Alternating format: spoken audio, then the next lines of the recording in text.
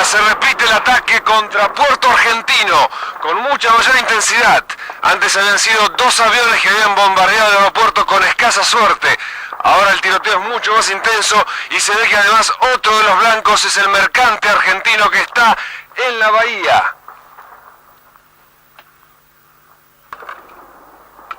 Ahí se ve el avión atacante, pasa, se pierde hacia la derecha. ¡Otro avión más! Ahí pasó!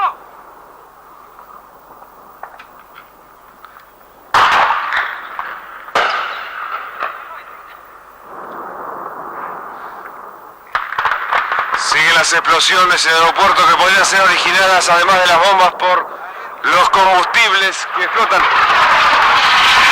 Misiles nuestros se dirigen en busca del avión enemigo. Soy Arnaldo Batista.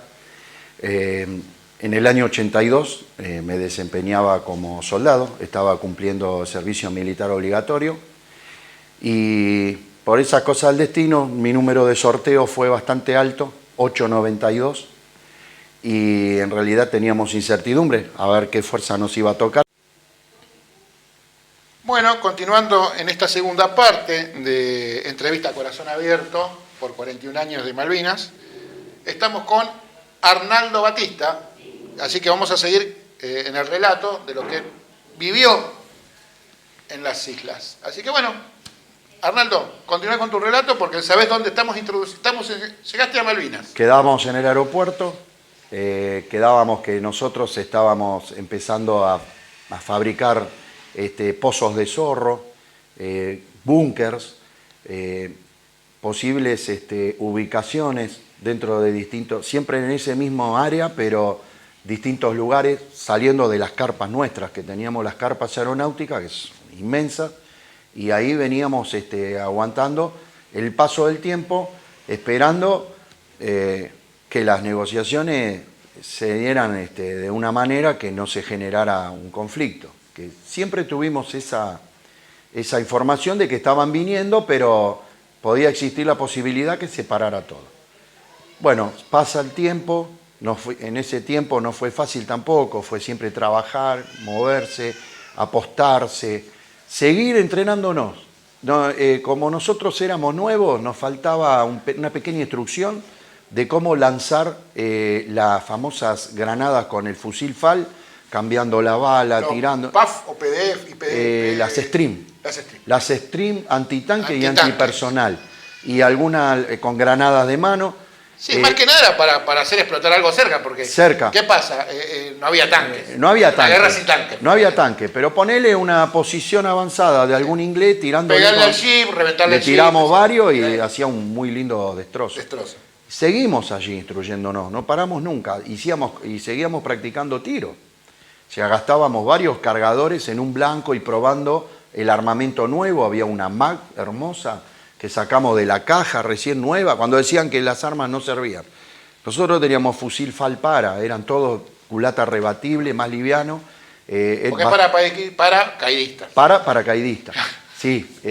Fuerza Aérea, obviamente, y Ejército sí, usan ese tipo de armas. Ese tipo de armas. Y bastante nuevas, o sea, no se veía que tiraban bien, las manteníamos, desarmábamos el arma todos los días. Era obligatorio. Teníamos una manta que la usábamos para cubrirnos, desarmábamos el fusil y lo volvíamos a armar. Lubricado y en excelentes condiciones. Todos los días era obligatorio.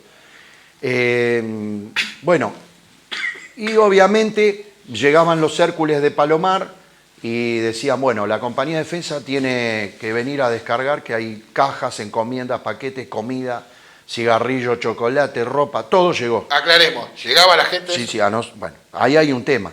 Nosotros estábamos pegados al aeropuerto. Sí. Teníamos la suerte de que caminábamos 300, 400 metros y ya estábamos en el aeropuerto y descargábamos lo que llegaba. En algunos sectores que ya habían distribuido las tropas por las inmensas islas de lo que hablábamos, costó distribuir, llegaba más tarde, no lo venían a buscar, no se enteraban, le decían y bueno, hubo algunos problemas que existieron, pero no en todos lados. Aclarado está. Aclarado está. Yo me he puesto bufandas tejidas que venían con la carta, quién la había tejido, las cartas que nos mandaban de los colegios, yo lo he recibido. Pero bueno, por eso fue una cuestión de ubicación en el lugar. Ni hablar después del 1 de mayo, que se empeoró todo. Claro, Ni lógico. siquiera la comida podía llegar en aquellos sectores. Bueno, entonces, en todo este tiempo nos íbamos aclimatando al frío, nos íbamos dando cuenta que el terreno era muy difícil, de que Es cavábamos. una turba tremenda. Es una turba que vas cavando y tenés que hacer un pozo de zorro y atravesás varias capas durísimas y parte donde te encontraste con roca. Tu pozo tiene que tener 1,60 m y a los 80 centímetros o 1 metro te mataste laburando, abandonar y buscar otro lugar que no haya roca. Todo no esto podíamos. hace como la sila llueve, Claro.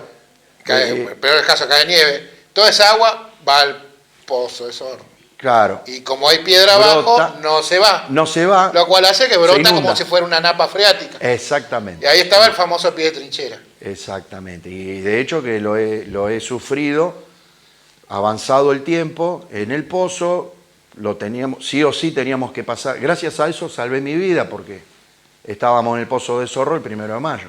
Ah, mire. Las 2 noches anteriores que pasé en el pozo de zorro me parecía que me estaban castigando, una tortura terrible, pasar ahí sentado. Teníamos 5 pozos de zorro, nos comunicábamos con un cable, unas latitas de Coca-Cola, las llenábamos con piedrita y teníamos designado 2 horas de guardia cada pozo, mirando hacia el mar. Entonces, empezaba uno, teníamos el relojito, La latita y el la violín. latita Me y el muero. piolín, Esa no la que no la sabía. probamos, pero... Funciona. Funciona. Bien. Pero nosotros dijimos, bueno, por si el cable no funciona, hacíamos así y hacía ruidito, ya le tocaba al otro. El otro tenía que contestar si se despertaba, porque si no se despertaba... Pero le se tira iba a una despertar. granada a despertar. Sí, ¿Qué te pasa? y ahí contestaba. Entonces yo bajaba mi tapa de pozo, Claro. me se quedaba levantaba. así sentado como estoy ahora, pero rodeado de tierra. Claro, lo que hacía es generar calor. Cuando está abierto perdés calor. Ese es el tema. Claro, y a la vez yo tenía que tener una tapita toda camuflada con pasto arriba, tierra, todo. Era pesadita, la levantábamos y poníamos un palito, A ver, poníamos el pasto, fusil. entre comillas. Sí. Yo sé que estoy interrumpiendo, pero No. La gente se imagina césped. No, señores. No. La vegetación del La lugar. vegetación del lugar íbamos, por ejemplo, y cortábamos con la palita y arrancábamos pedazos, le decíamos tepe, lo tirábamos en la espalda y lo llevábamos y camuflábamos todas nuestras posiciones. Allá dejábamos todo sin pasto, pero lejos. Pero donde estábamos nosotros no se visualizaba dónde estaba la posición. Por eso era mi aclaración. Estábamos perfectamente mimetizados, no es que lo hacíamos por adorno, que estábamos armados, lo hacíamos para mimetizarnos en el terreno y lo lográbamos. Entonces en el pozo teníamos esa capa de tepe, levantaba la tapa, cumplía mis 2 horas de guardia, listo, me bajaba y pasaba el otro y así. La primera noche, una tortura total. La segunda noche me escapo del pozo, desoyendo la orden de los... No aguantaste. superiores. No aguanté más, me fui a la carpa. Era terriblemente todo mojado, todo. Dije, no aguanto más, me voy. La tercera noche, más o menos estábamos dentro de la madrugada y digo, me voy a ir, y voy como hice anoche, total, me fui del pozo, no pasó nada, cumplí mi guardia, no jodí a nadie y las últimas horas las paso en la carpa, Intentando dormir un poco, claro. intentando descansar un poco y acomodarme los huesos y después seguíamos con las tareas del día, que era arduas las tareas del día. Y esto lo cuento siempre, estaba entredormido, el casco, cuando vos tenés el casco todo el día, pasa a pesar muchísimo, pesa y yo entredormido. Aparte hay que tener en cuenta que no son los cascos de Kevlar que hay ahora, No, que son de fierro. Ahí tenés uno, fierro puro. fierro puro. Y tenerlo todo el día puesto en la cabeza llega un momento que ya pesa tanto que tenés ganas de sacártelo. Estaba prohibido sacárselo, bueno, yo tenía el casco puesto y me voy a levantar y me voy. Y sentía como una mano que me decía, no. Me levantaba, yo no sé si era el cansancio o estaba dormido, caía de vuelta. Y me quedé ahí 4 o 5 segundos, pasó media hora, no sé, porque entre dormido no sabes. Y de repente siento un avión, un zumbido distinto. No era un Hércules, no era un Pucará. No, decimos ustedes que conocen los ruidos de los aviones. porque están ahí. Lo conocíamos tanto porque estábamos ahí y los esperábamos tanto que yo hasta hoy en día siento pasar un Hércules y me causa una emoción porque esperábamos carta. La provisión más deseada del soldado era la carta de la familia. Claro. Esa era la más deseada. Mirá, yo vivo igual Te que lo vos. juro. Da la casualidad que yo vivo en San Martín igual que vos. Nada más Sí. que para el lado de Fernández Moreno. Justo es ruta, entonces espero de que de Palomar. Claro. Entonces yo he escuchado los Mirage, Yo también. los Pucará, Sí. el Tango 01, los Fokker, el Tango 10.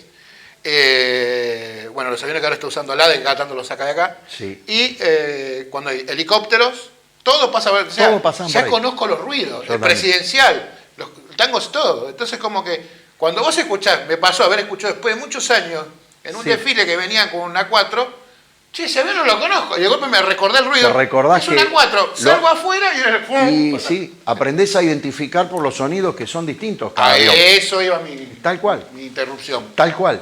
Bueno, y allá imagínate, más todavía. Y este zumbido era distinto. Y medio que me estoy por despertar. Y aparte ya había oscurecimiento total de pista porque se aproximaba la fecha y ya hacía unos 4 o 5 días antes hubo un desembarco táctico. Eran con botes de goma, se encontraron tirados y bueno, entonces había alerta máxima Claro. en ese sentido a la noche. Bueno, entonces digo, qué raro, avión, si no operaban mal los aviones. Y siento que justo al ratito, a los segundos de sentir ese ruido, cae la primera bomba. Segunda bomba, tercera bomba, pero bomba, el pozo, que era chiquito, era 60 por 60, y vos estabas así sentado, la tierra me sacudía de un lado para el otro, mi cuerpo pegaba para adelante, y no me da vergüenza decirlo, sentí pánico en ese momento, y me clavo debajo del pozo, que tiene forma de L, a propósito, por eso se llama Pozo de Zorro, y nos habían dicho, en caso de ataque, desembarco, bombardeo, metete en esa parte que vas a estar más protegido. Clavo mi cabeza con el casco y todo, allá abajo de esa pata que yo me había probado ya, y lo primero que grité fue mi vieja. La llamé a mi vieja. No me da vergüenza decirlo, fue un momento ¿Cómo con se el llamaba? corazón acá. ¿Cómo se llamaba tu madre?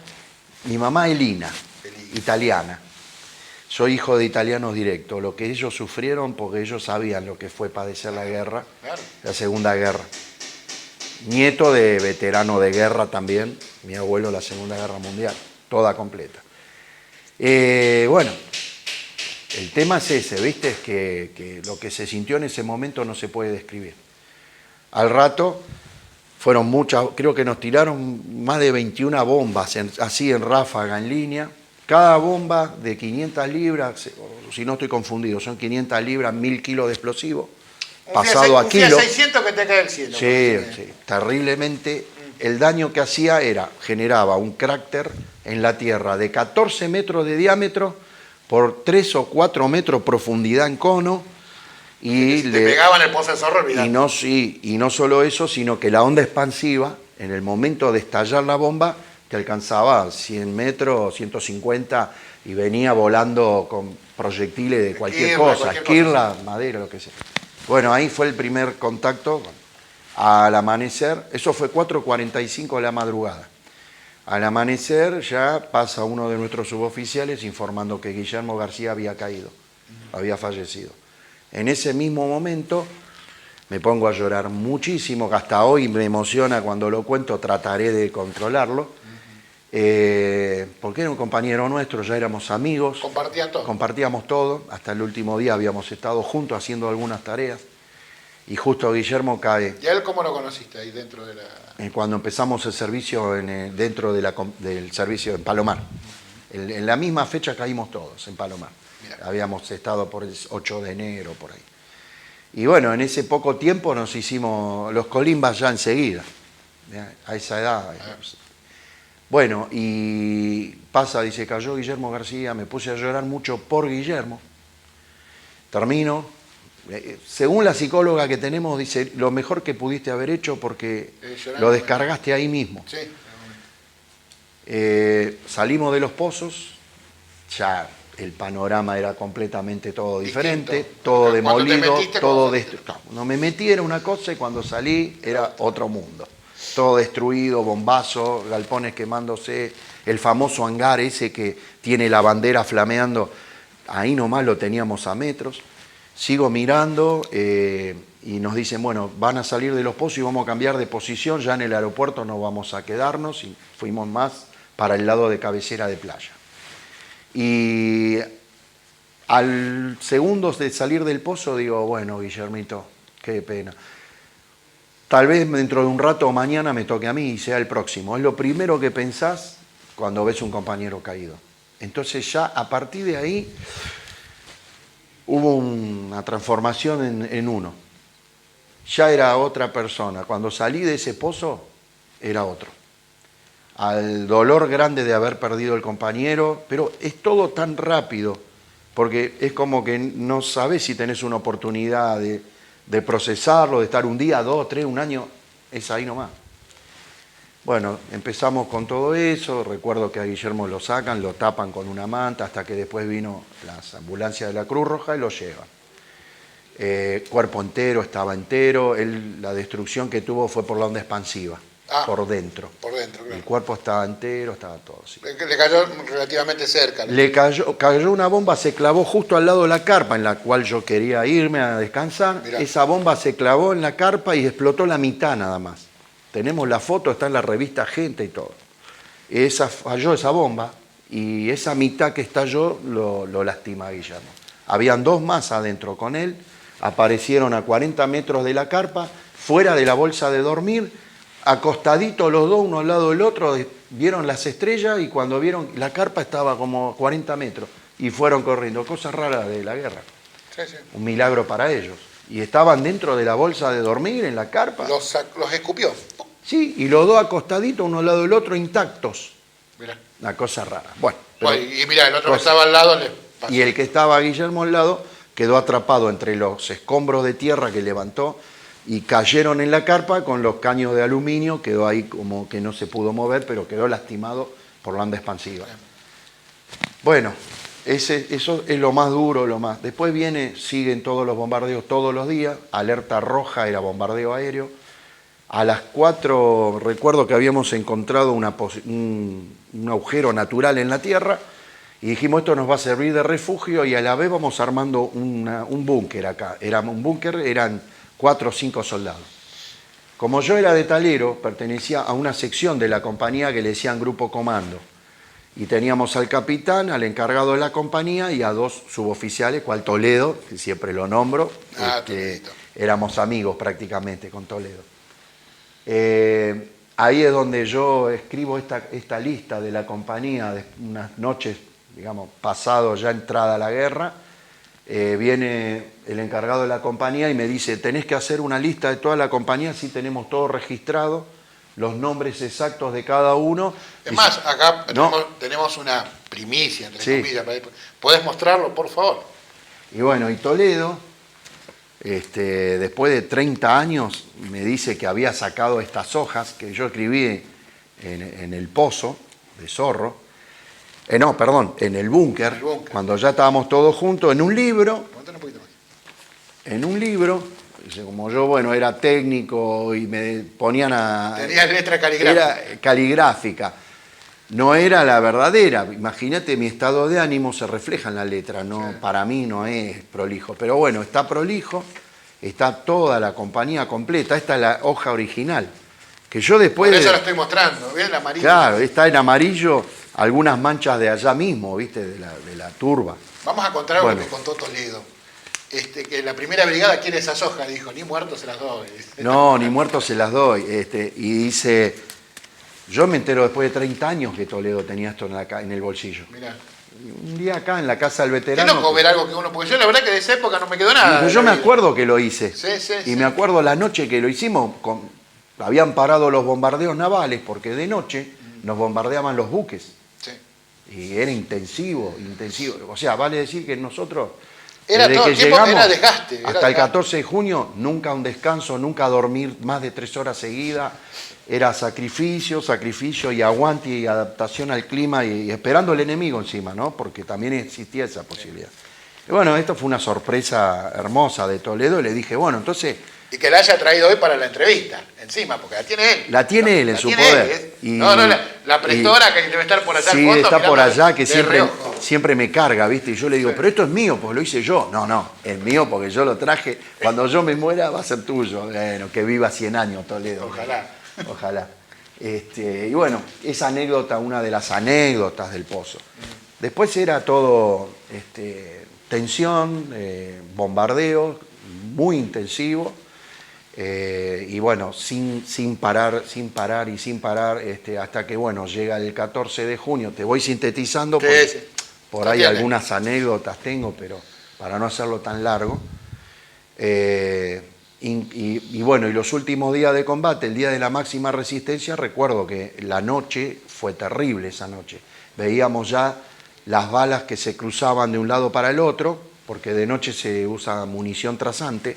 Nosotros teníamos munición trazante listas y preparadas para usarlas de noche y teníamos las otras para usarlas de día. Que son tan comunes hoy, porque ahora cualquier defensa antiaérea... Ahora, viste, hasta de día. La munición claro, sale... hasta de día las ves. Sí. Y eso sirve para ajustar puntería, el tiro y ver de dónde sale. También un poco te delata. Pero la astucia está en cambiar posición y después seguir tirando, ¿no? Como hicieron los artilleros. Y bueno, hasta que esa noche fue intensa.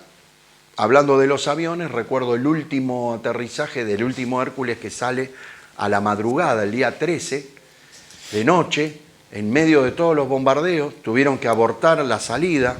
Me acuerdo que ellos trajeron provisiones y se estaban por ir con soldados heridos y documentos. Para llevarlo a continente. Ya se estaba hablando de que iba a haber un cese del fuego, nunca fue a hablar de una rendición mal llamada. Un cese del fuego, se estaban poniendo de acuerdo los dos comandantes, Menéndez y Jeremy Moore, que permanentemente Moore quería cortar con la guerra porque estuvieron a esto de perder. Y esto lo sabemos ahora. Jamás pensamos que por unas horas más, un día más, y ellos se tenían que retirar. Consecuencias no sabemos, pero bueno. Que hubiese pasado no se sabe nunca. Por ahí no hubiese pasado nada, por ahí hubiesen bombardeado todo Buenos Aires, que era lo que se decía. Y bueno, hasta salió una canción de Charly García, no bombardeen Buenos Aires. No bombardeen Buenos Aires, y por ahí hasta no hubiese vuelto, porque entrábamos todos en esa parte y al que le tocaba, le tocaba. Pero el hubiese no existe, vamos a lo que pasó y es lo real. Ese Hércules, me acuerdo que todos escuchamos y dijimos no, y escuchamos los cañonazos navales. Estaban bombardeando porque ya lo habían detectado al avión que estaba por despegar. Todos nos pusimos a rezar, bueno, y de repente sale. Eso fue un acto heroico de los pilotos, luz apagada, radar apagado, todo el avión cargado con un montón de gente. Están las fotos. ¿Qué avión era? ¿Un Hércules? Un Hércules, el último Hércules. Hay que mover una chancha, sí, una comillas, chancha en la oscuridad, en una pista cargada, que está arreglada entre comillas, sí, porque a veces está con tierra para que pueda despegar. Claro. En la oscuridad y en una isla que tiene vientos de todos lados. Y que te están bombardeando, que te están tirando. Es una proeza.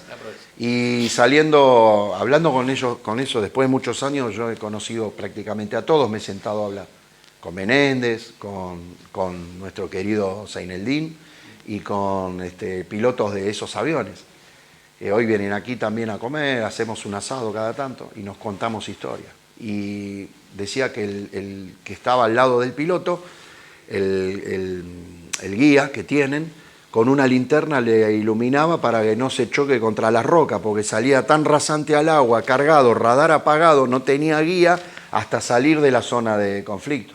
Y después se enteraron que les tiraron un misil que milagrosamente no les pegó en la roca cerca de la cola. Claro, y no les pegó. No sabemos, se fue, no le pegó, y cuando llegó acá, en el continente, estaban las marcas de fuego de la explosión del misil. El ahumado ese. Exactamente. Y bueno, esos milagros que pasaron en Malvinas.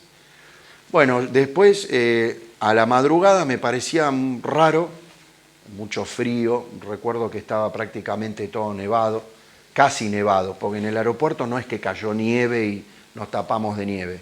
Había como una garúa, pero esa garúa había hecho como que una capa de hielo congelada sobre el pasto.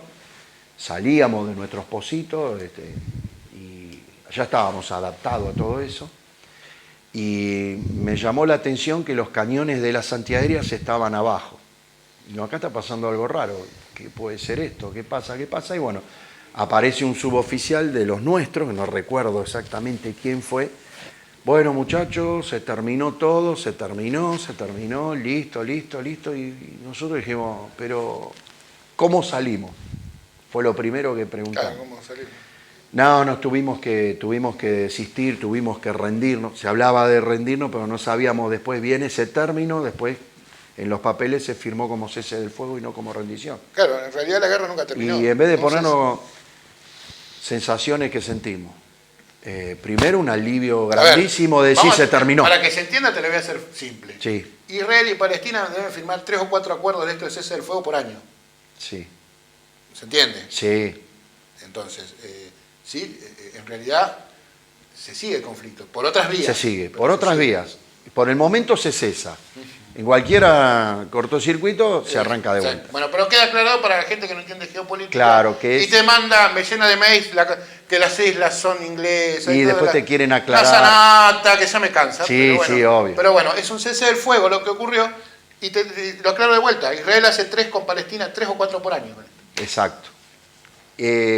Ninguno quería perder el honor. Claro. Entonces los ingleses decían, Moore estaba desesperadísimo para terminar porque sabía que le quedaba nada ya para irse. Y Menéndez, bueno, a raíz de una discusión que tuvieron con Galtieri, porque esto me lo contó él, y en persona, yo le pregunté por qué, y a la vez, entre comillas, le digo, cuando se terminó la guerra, que nos vienen a decir, yo sentí como un alivio en ese segundo.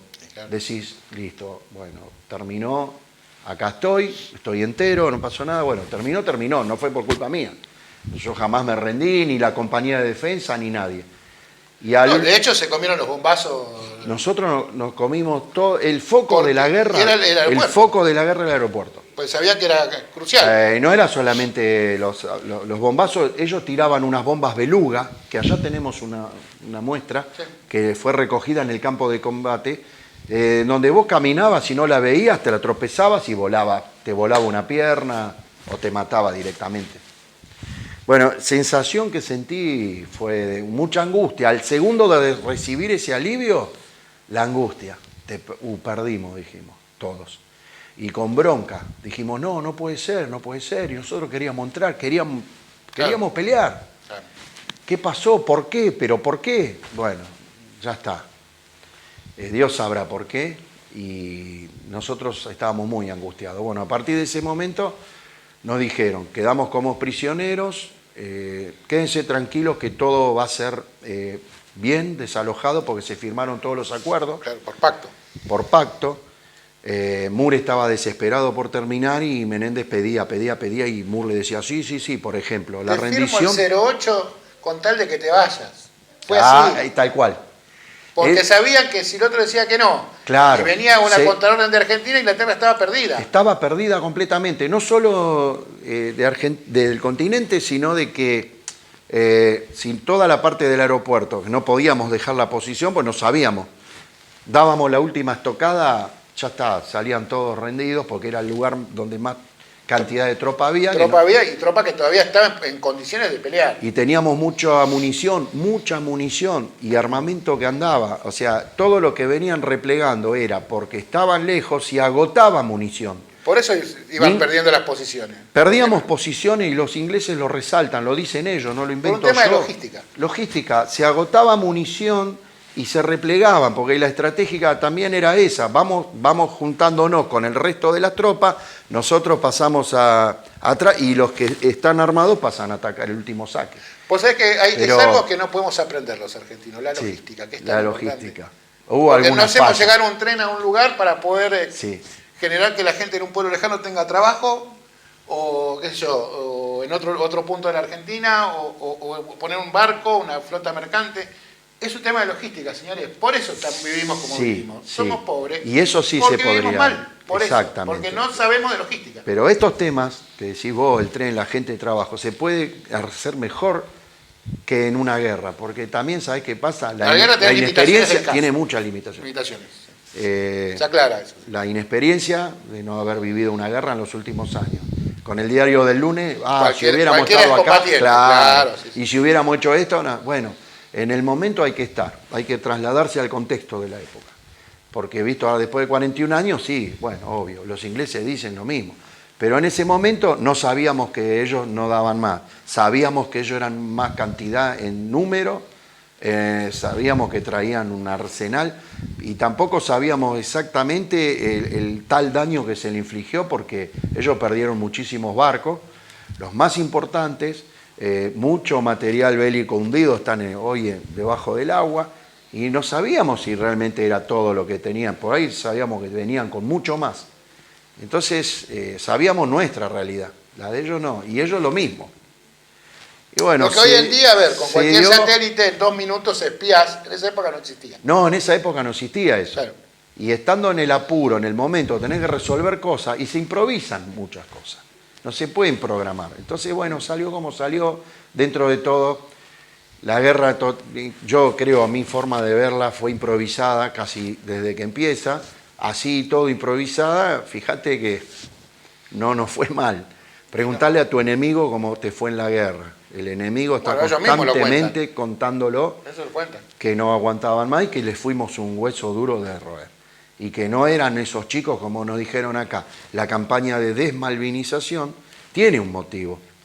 Desguace de la fuerza, el pobrecito soldado, el obligado, el que no sabía lo que hacía. Todo eso fue una campaña destructiva para que Argentina no tenga héroes y no tengan las futuras generaciones en quien inspirarse.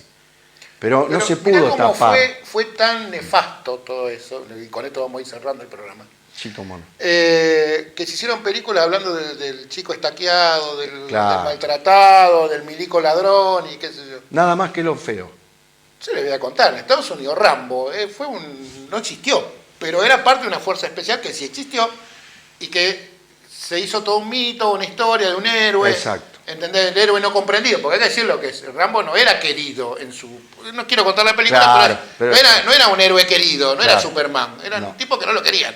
¿Por qué? Porque era problemático vivir con una persona así dentro de Estados Unidos. Claro. ¿Entendés? Bueno, pero fuera de toda esa historia que le estoy contando, es ¿por qué nosotros no podemos hablar de nuestros héroes? ¿Por qué no podemos hablar de Carvalho? ¿Por qué no podemos hablar de Cao? ¿Por qué no podemos hacer películas de...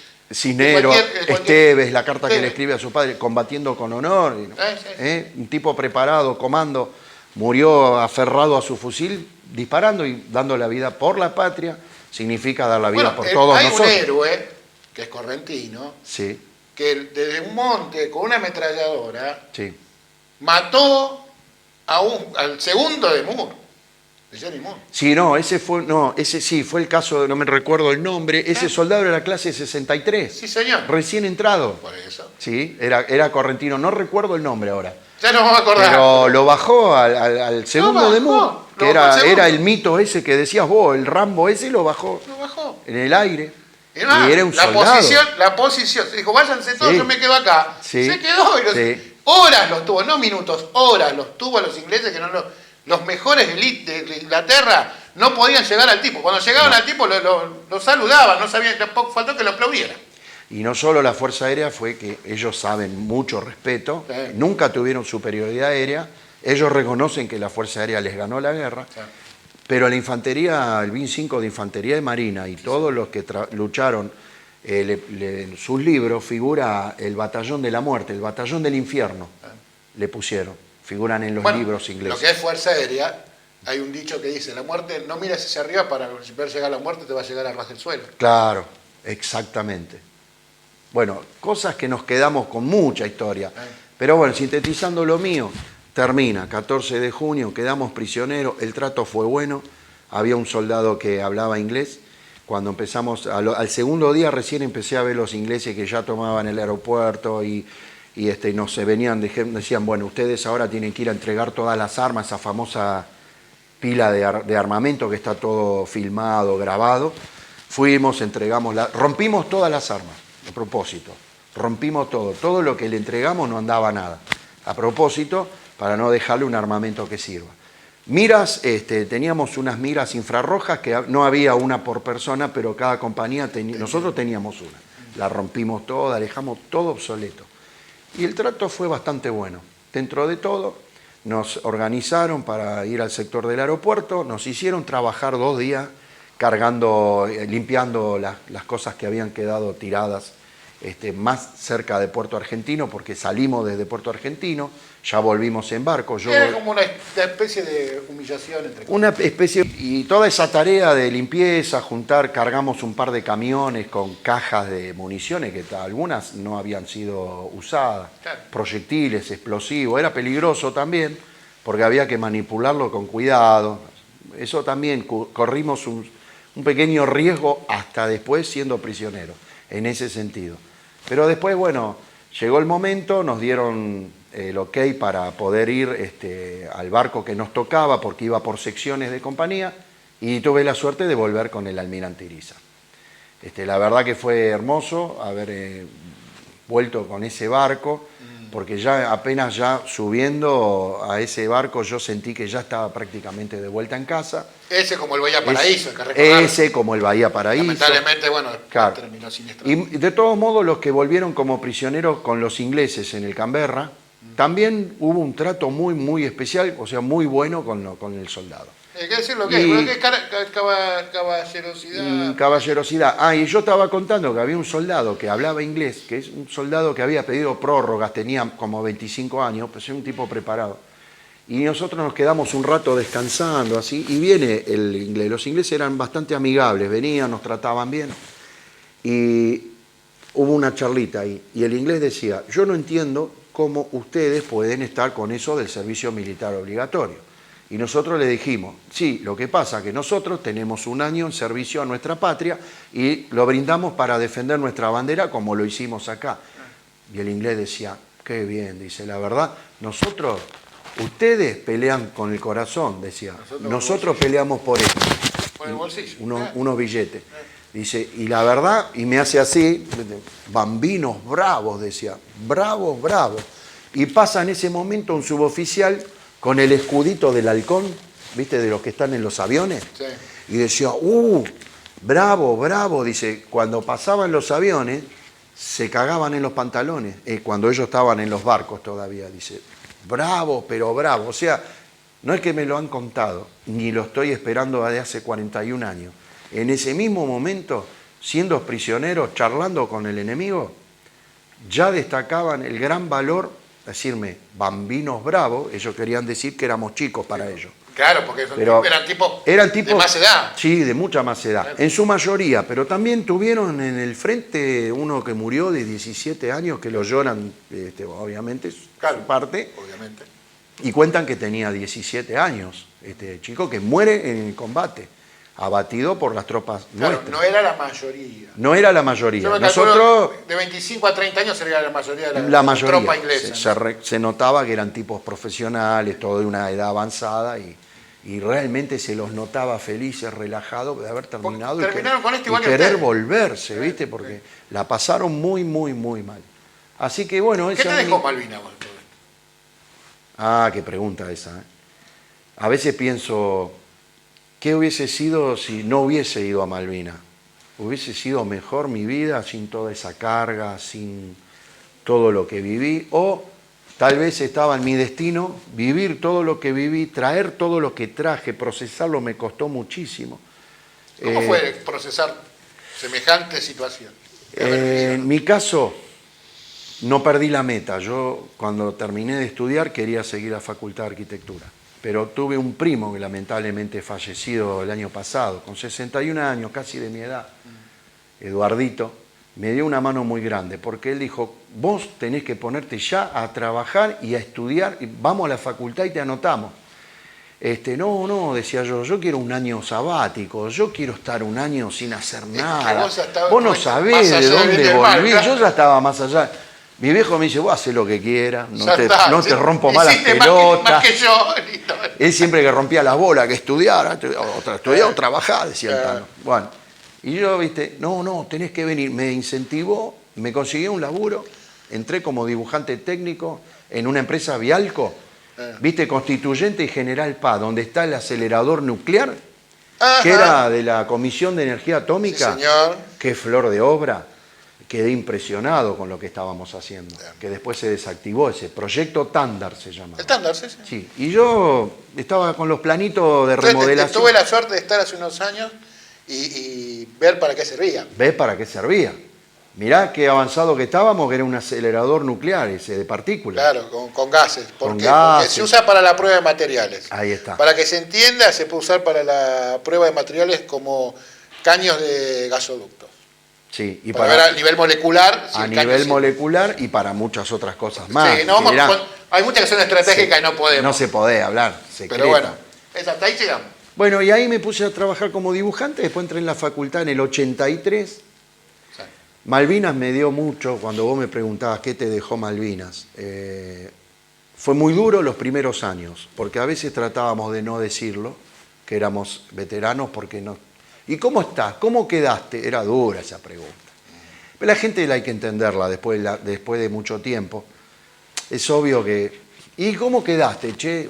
Viste, parecía que tengo que demostrarte. Yo por eso ya el cómo quedaste trato de no preguntarlo. Lo que sí trato de preguntar sí es... ¿Qué te dejó? ¿Qué te dejó? Claro. Porque de todo esto masticado 40 años. Claro. Secuelas seguro.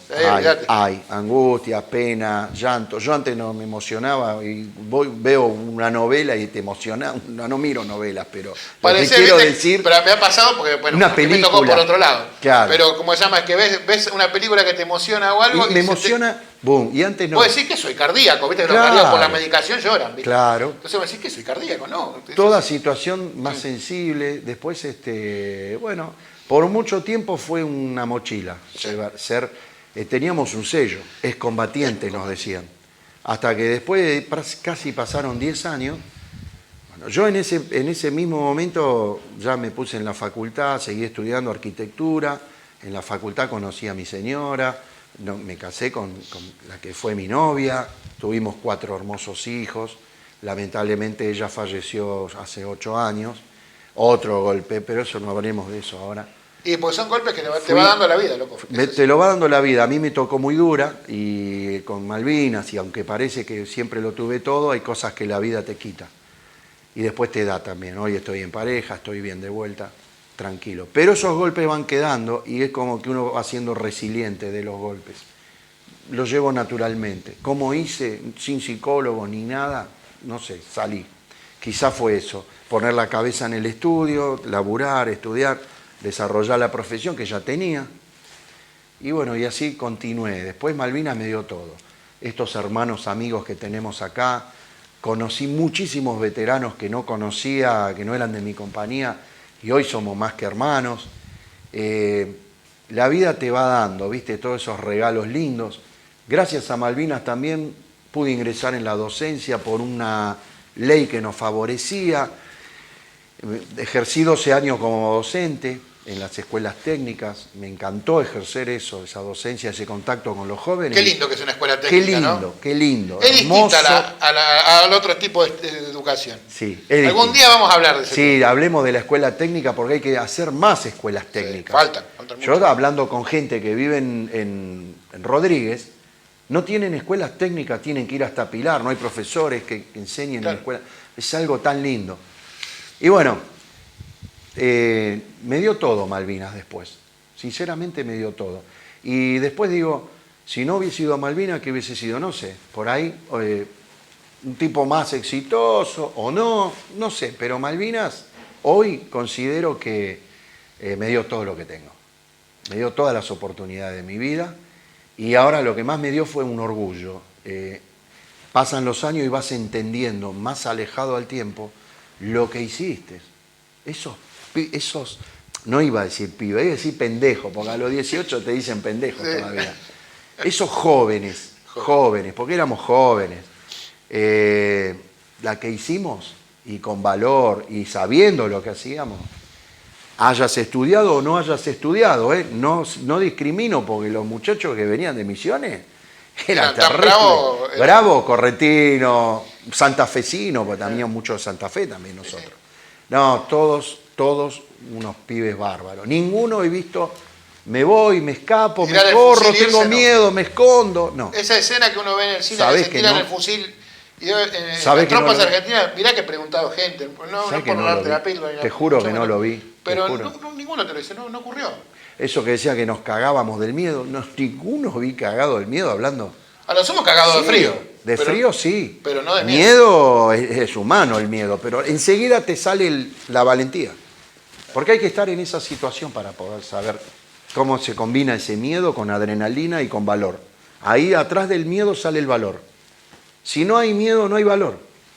Y Es difícil de explicar porque hay que vivirlo. hay que- Bueno, gracias a Dios acá estoy, hoy jubilado, seguimos peleando por Malvinas ya hoy con un micrófono en la mano, con una cámara Con la delante. pluma y la palabra, como decía el Exactamente. himno a Sarmiento. Y es mucho más fuerte que la Sí, ¿no? espada. Sí, es mucho Cuando más das las charlas, y con esto ya voy redondeando Sí, porque si no sí. se nos va a hacer eterno. fuerte. Sí. En las escuelas, ¿cómo ves que reciben el alumnado? Los chicos son los que más reciben todo, porque a veces algún profesor ya puede tener una ideología.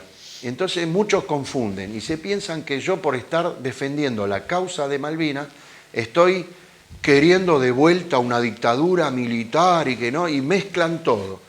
Viene con el proceso, que todo eso tiene una Vino historia. todo pegado, Vino pero- todo pegado. ¿Qué va a ser? Históricamente viene todo pegado. Pero... No quieren ver, no quieren separar, porque también, gracias a esa campaña desmalvinizadora, cuando vos le contás de los 150 años, de los actos heroicos, de cómo se peleó, y todo, se quedan con la boca abierta, todos, hasta los profesores. Pero los chicos,